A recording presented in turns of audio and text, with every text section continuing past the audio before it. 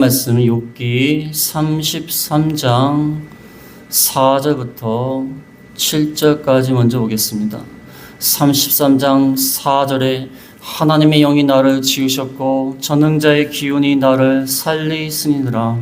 그대가 할 수 있거든 일어서서 내게 대답하고 내 앞에 진술하라. 나와 그대가 하나님 앞에서 동일하니 나도 흙으로 지으심을 입었은즉 내 위엄으로는 그대를 두렵게 하지 못하고 내 손으로는 그대를 누르지 못하느니라. 다음에 12절 보겠습니다. 12절에 내가 그대에게 대답하리라.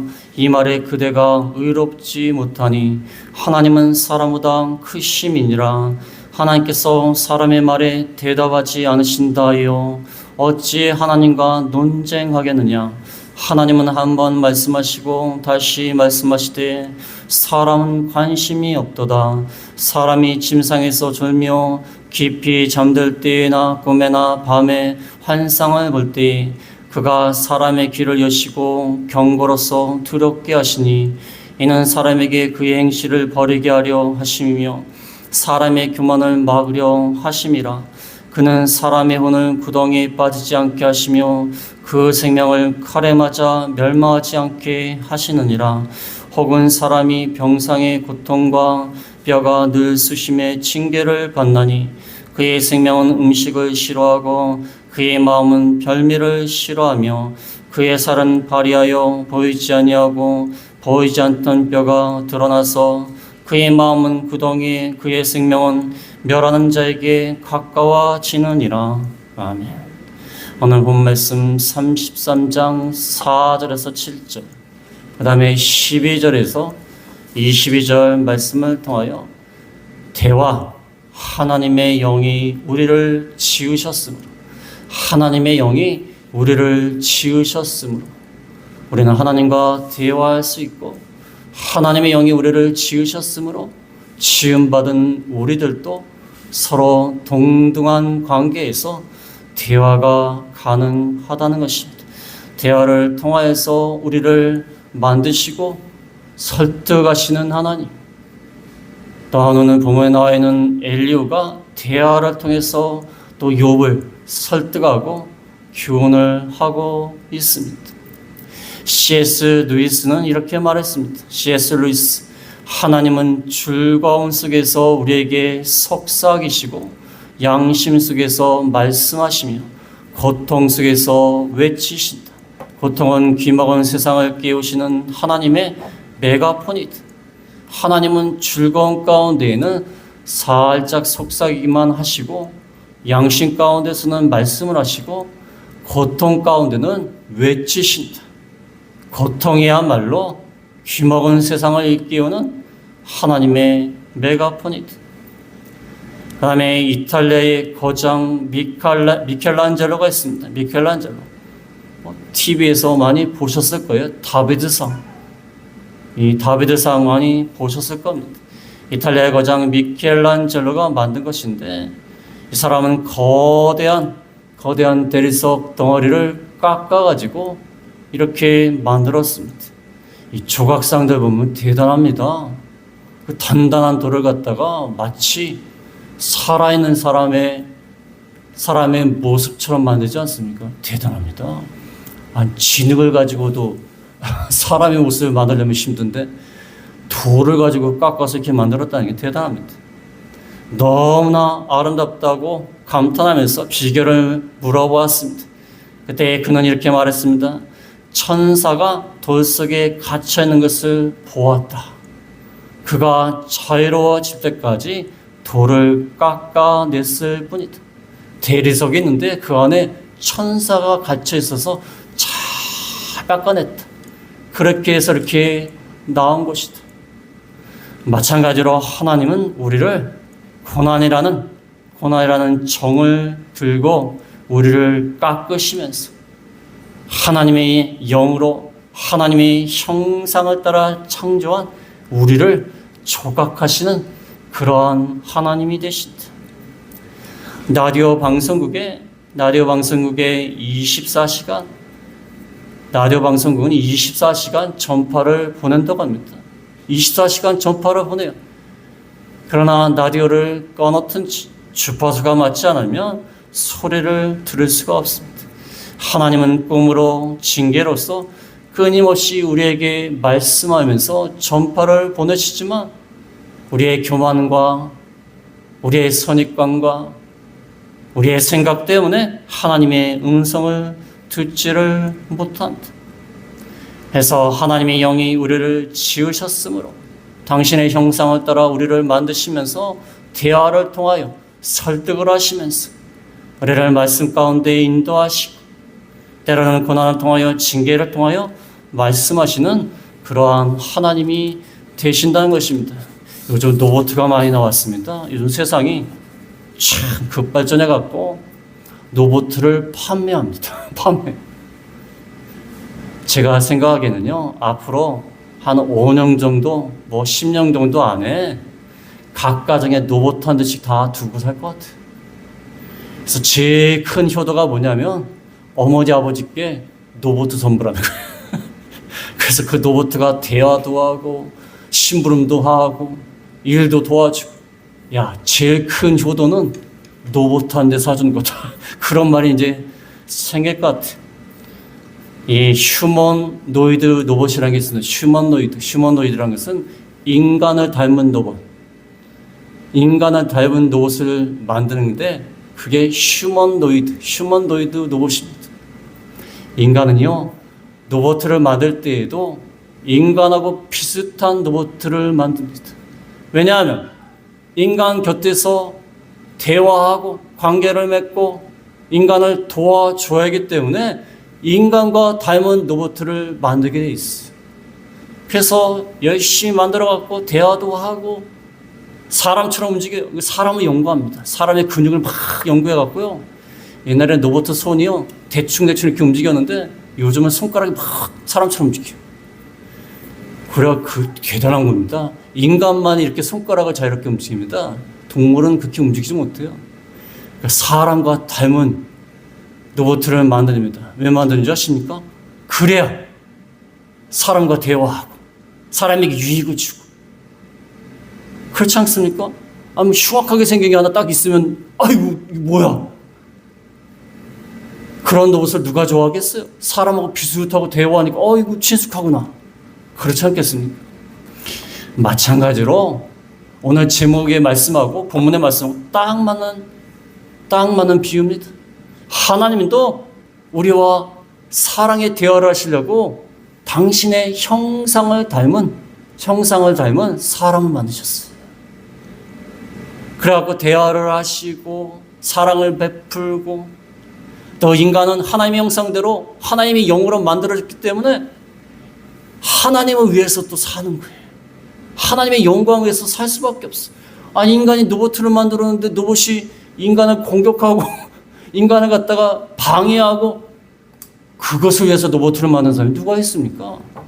마찬가지. 하나님도 하나님의 형상을 따라서 하나님의 영으로 우리를 지으셨기 때문에 우리와 대화하시고 설득하시고 우리에게 권면해 주시고 그렇게 하신다는 것입니다. 그래서 오늘 4절 말씀을 통하여 제목을 잡았습니다. 4절에 보면 하나님의 영이 나를 지으셨고 전능자의 기운이 나를 살리시니라. 하나님이 흙으로 사람을 지으신 다음에 흙으로 사람을 지으셨다는 것은 육체뿐이에요. 육체. 그 다음에 코에다가 하나님의 생기를 불어넣었어요. 생기. 그래서 살아있게 된 겁니다. 우리 육체는요, 동물의 육체하고 거의 다를 게 없습니다. 흙으로 사람을 만드시고, 이건 육체를 만드시고, 그 다음에 생기를 불어넣으셔서 살아있게 하신 겁니다. 산 생명이 되게 하셨다.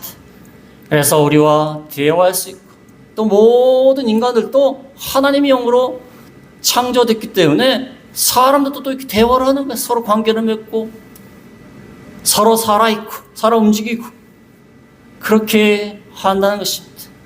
그래서 하나님의 영이 우리를 지으셨고, 우리의 전능자의 기운이 나를 살리셨다. 첫 번째로 드릴 말씀은 동일한 인간과의 대화. 5절부터 7절에 나와 있습니다. 5절에 그대가 할 수 있거든 일어서서 내게 대답하고 내 앞에 진술하라. 나와 그대가 하나님 앞에서 동일하니 나도 흙으로 지으심을 입었은지. 그대가 할 수 있거든 일어서서 대답하고 내 앞에 진술하라. 일어서서 대답하고 내 앞에서 진술하라는 것은 일어선다는 말하고 진술한다는 말은 군대를 갖다가 잘 대형을 유지해서 대형을 맞추는 것을 말합니다. 전투 대형을 유지하는 거야. 군대에 가면요 줄을 서도요 그냥 서지 않습니다. 앞에서 봤을 때도 똑바로 해야 되고요, 옆에서 봤을 때도 똑바로 해야 되고요, 심지어 대각선으로 봤을 때도 똑바로 해야 돼요. 저는 대각선을 잘못 맞춰갖고 그때 당시 중대장한테 얻어맞았어요. 지금도 아파요. 얻어맞았어요. 대각선 방향을 잘못했다는 거예요. 아니 앞에 옆에는 다 맞추지 않습니까? 근데 대각선도 맞춰야 돼요. 이거 너무해요. 그러니까 공중에서 보면 딱 정확하게 대형이 딱 이루어지는 거예요. 여기 일어선단 말하고 진술한단 말이요, 대형을 딱 유지하는 것을 말이에요. 지금 욥이 새 친구들하고 너무나 논쟁을 하고 변론을 하는 바람에 생각이 막 복잡해요. 욥과 새 친구들이 먼저 대화를 마친 다음에 여기는 젊은 엘리웁과 변론을 하는 것인데 너무 복잡하게 얘기하다가 머리가 복잡해요. 그러니까 엘리후가 내가 할 수 있거든 잘 정돈을 해서 얘기해라. 정돈해서 내 시간을 줄게. 앞에 나오는 욥과 세 친구들은요, 욥의 세 친구들은요 막 격렬하게 논쟁을 했어요. 욥을 막 죄가 있다, 그래 죄가 있는 사람 심판을 받을 수밖에 없다.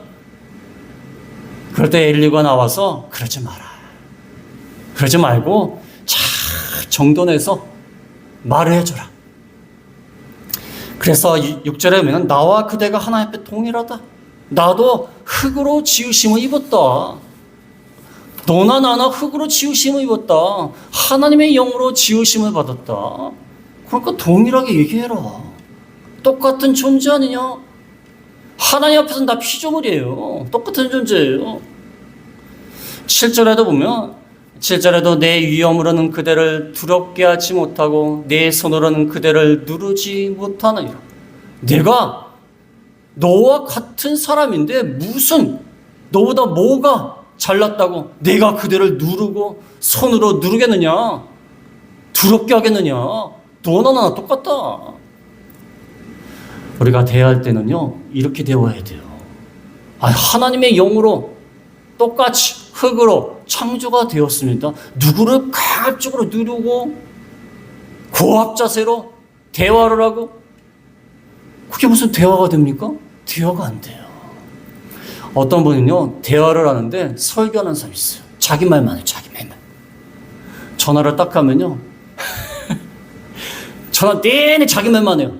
그 다음에 내가 얘기하려면 뭐라고 하는지 아세요? 끊자는 거야. 바쁘다는 거야. 난 한마디도 못해요.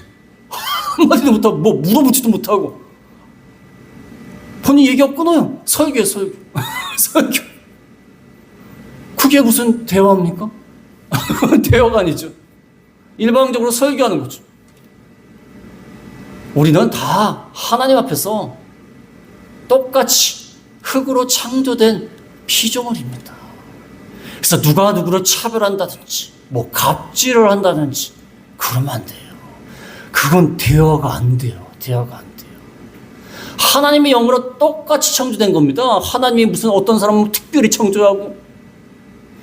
옛날에 황인종이 우리나라 사람이 그랬나요? 황인종들이 그런 말을 했어요. 하나님이 흙으로 창조했는데 그 가마에다 구웠는데 너무 많이 구운 거는 흑인종이고 덜 구운 건 백인종이래요. 근데 황인종은 적당히 구웠대요. 황인종이 제일 우수하다는 거예요.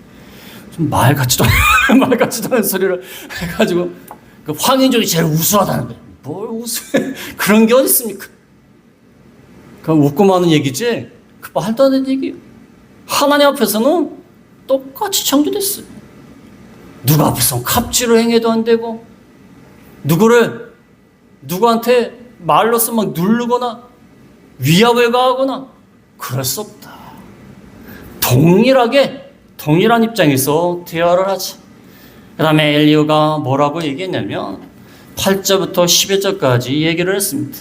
8절부터 11절 말씀은요, 그 9절에 보면은 33장 9절에 이르기를 나는 깨끗하여 악인이 아니며 순전하고 불의도 없거늘 참으로 하나님이 나에게서 잘못을 찾으시며 나를 자기의 원수로 여기사 내 발을 차고에 치우시고 나의 모든 길을 감시하신다 하였느니라.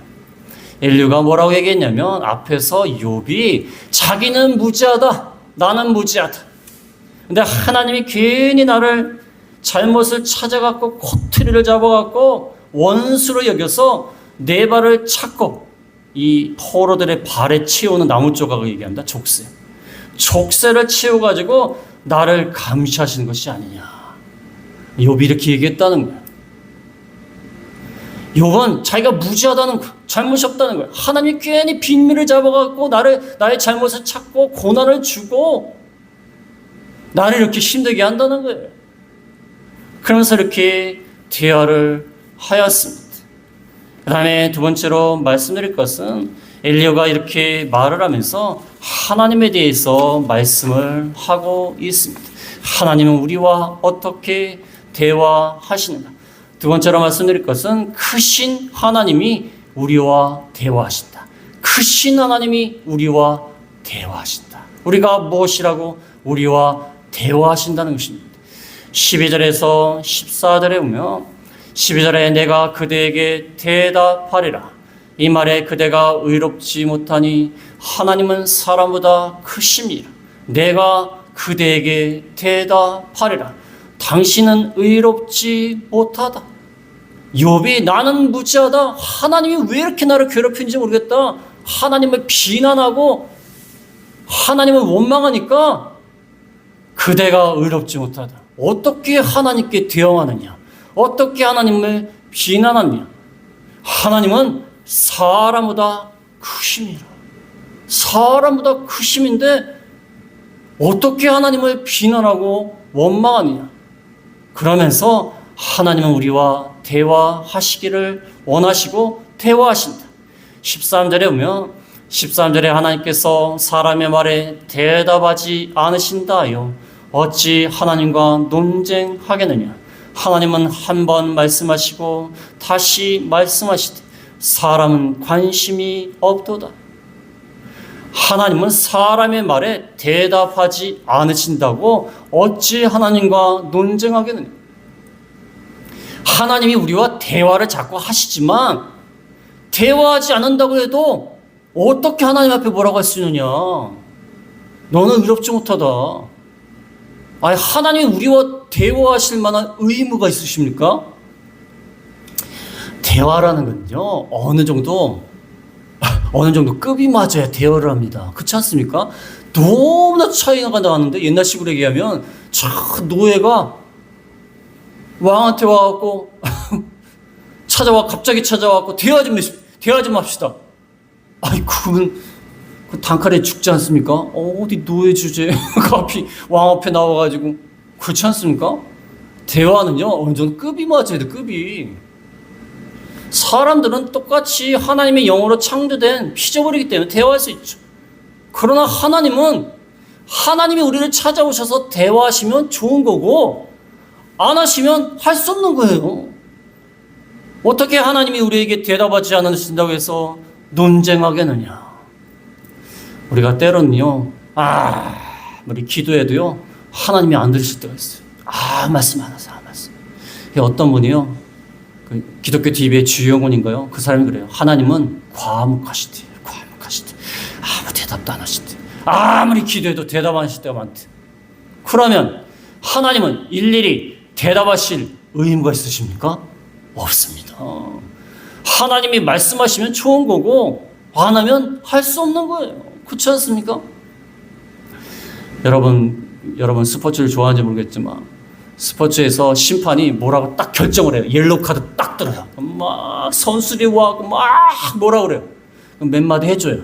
이것 때문에 옐로우 카드 들었다. 근데 계속 뭐라 그래요. 그러면 다른 사람도 또 옐로우 카드 다 주고 계속 또 뭐라면 퇴장시켜요. 대화하지 않아요. 그 다음에 왜? 심판이 알아서 결정하는 거지. 어느 정도 말할 수 있지만 어떻게 심판이 일일이 다 얘기할 수 있습니까?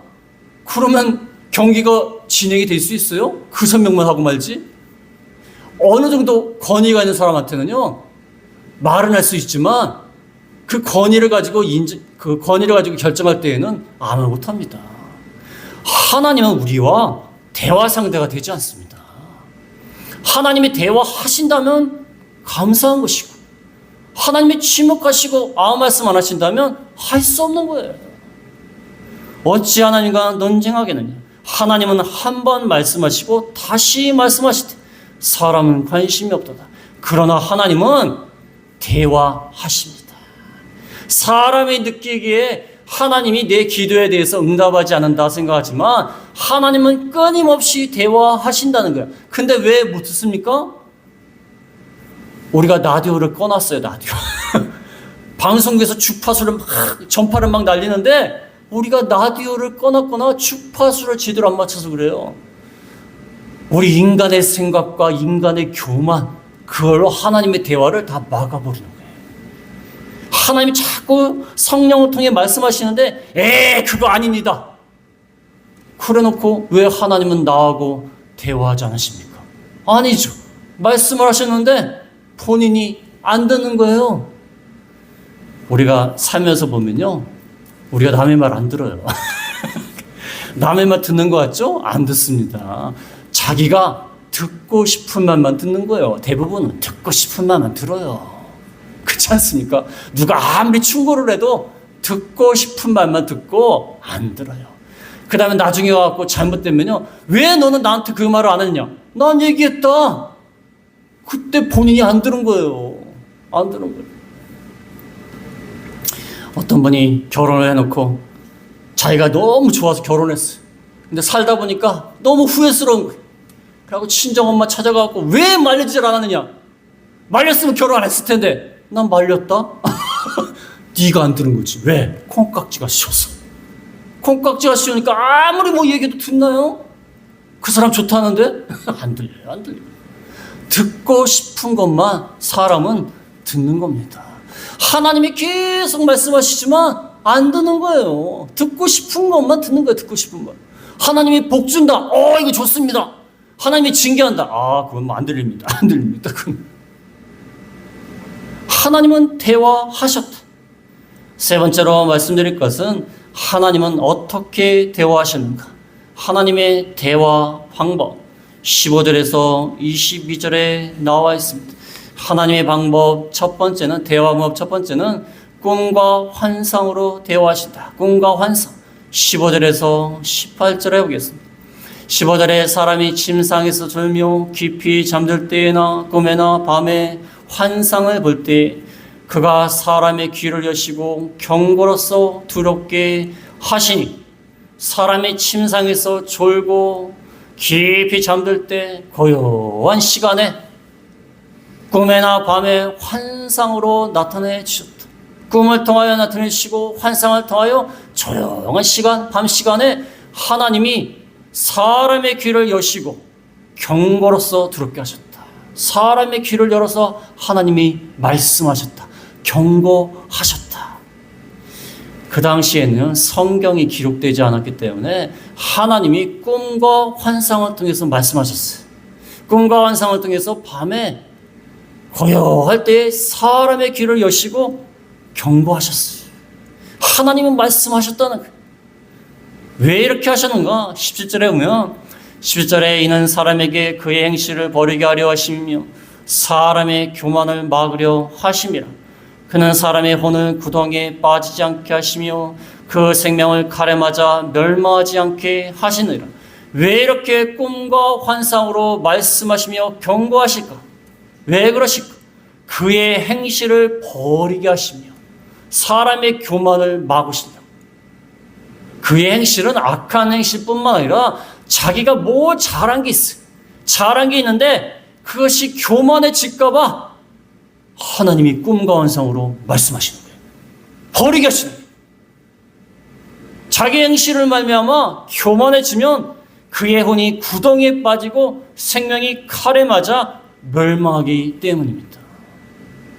사람이 자기가 어느 정도 뭐 잘한 게 있으면 교만하다가 나중에는 구덩이에 빠지고 칼에 맞아서 멸망할 수밖에 없기 때문에 꿈과 환상을 통해서 이렇게 대화하시는 거예요. 멸망하지 않으라고 대화하시는 거예요. 하나님의 대화 방법에 오늘날도 꿈으로 말씀하실 수 있어요. 오늘날도 환상으로 말씀하실 수 있지만 가장 좋은 것은요, 성경 말씀이에요. 성경 말씀. 성경 말씀을 통하여 말씀하시고 성경 말씀을 통하여 우리 마음을 감동시키셔서 말씀하십니다. 성경을 통하여 감동을 시켜주셔서 말씀하시는 거예요. 교만하지 마라. 멸망과 구덩이 가운데 빠지지 마라. 그렇게 대화하시는 거예요. 하나님이 찾아오셔서 대화하시는 거예요. 우리 마음 가운데. 성령 하나님이 우리 가운데 내주하심으로 우리에게 하나님의 뜻을 행하도록 대화하시는 거예요. 그 다음에 두 번째 대화 방법은요, 고난과 질병을 통해서 대화하신다.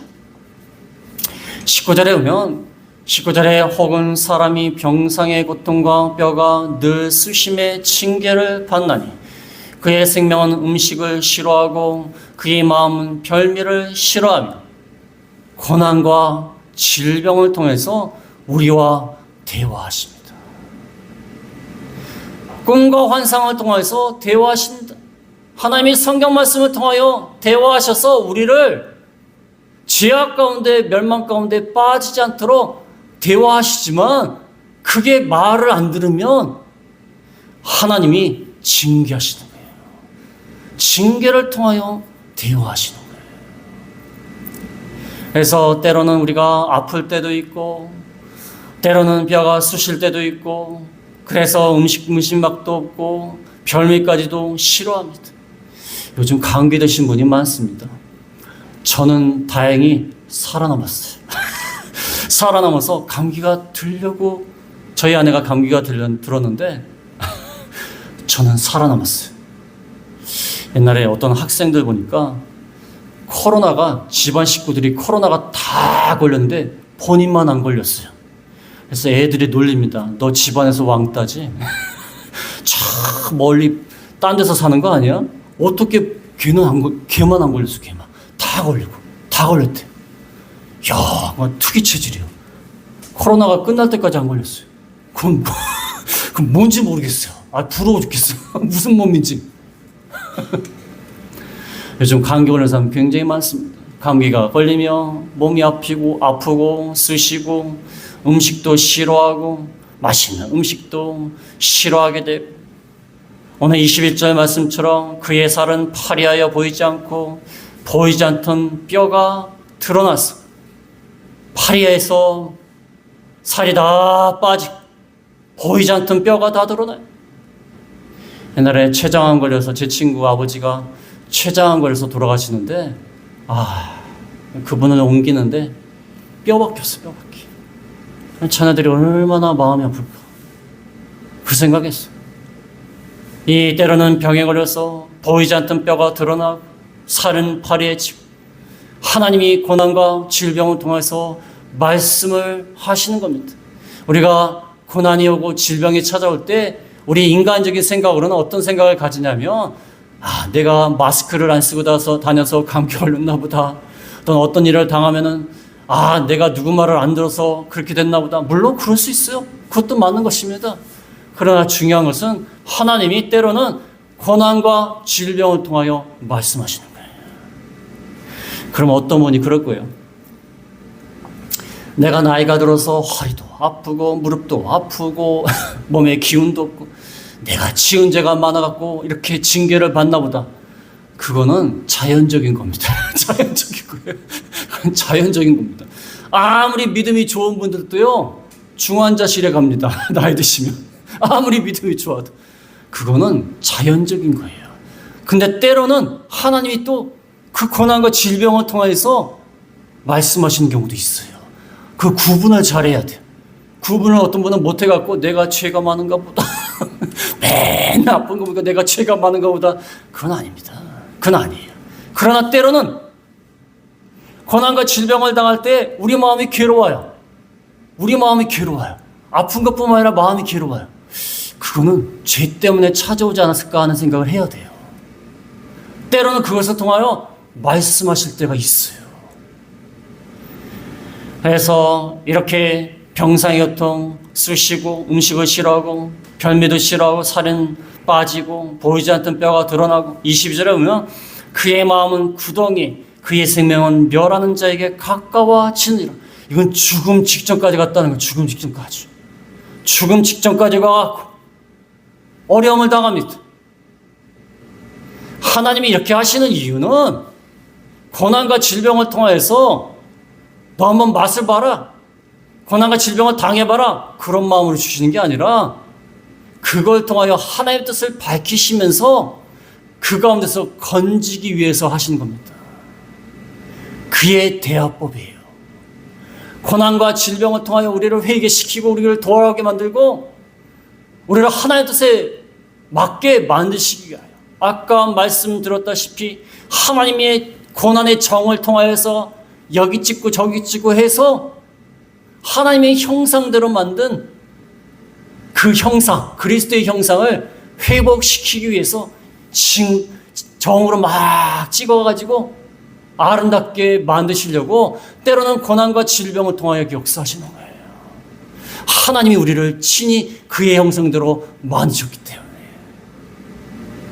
그래서 오늘 말씀을 통하여서 대화, 하나님의 영이 우리를 지으셨습니다. 두 가지를 말씀드렸습니다. 우리는 동등하게 대화해야 돼요. 누굴 차별하거나 무시하거나 그게 아니에요. 대화하고 권면하고 교훈하고 지도하고 위로해주고 그 다음에 하나님은 말씀을 통하여 꿈을 통하여 환상을 통하여 때로는 고난과 질병을 통하여 우리에게 늘 찾아오시고 말씀해 주신다. 그래서 우리의 일주의 삶 가운데 하나님이 늘 말씀을 하세요. 사건을 통하여 사고를 통하여 어떤 사람을 만난 걸 통하여 우연 없습니다. 하나님이 역사하는 거야. 그의 대화 방법이에요. 그래서 우리가 말씀을 통하여서 하나님의 음성을 잘 듣는 저희가 다 되겠습니다. 말씀을 생각하시면서 잠깐 기도하겠습니다.